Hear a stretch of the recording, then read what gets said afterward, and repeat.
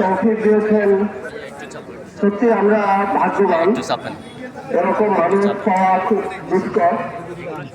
আল্লাহ পাক তার জমিনে তার দিন প্রচারের জন্য, তার দিনকে কায়েম করার জন্য যে সমস্ত মনীষীদের পাঠিয়েছেন, তার মধ্যে অন্যতম একজন ব্যক্তির জানাজায় আমরা আজকে এসেছি।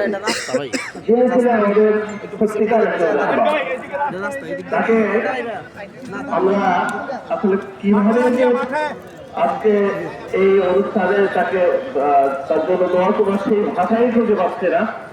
আল্লাহ সবাইকে আমাদের এই অনুষ্ঠান থেকে এই জায়গা থেকে দোয়া করি।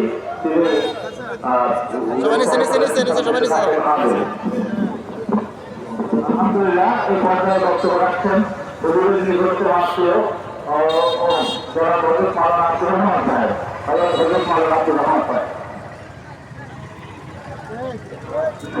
আসসালামু আলাইকুম ওয়া রাহমাতুল্লাহ।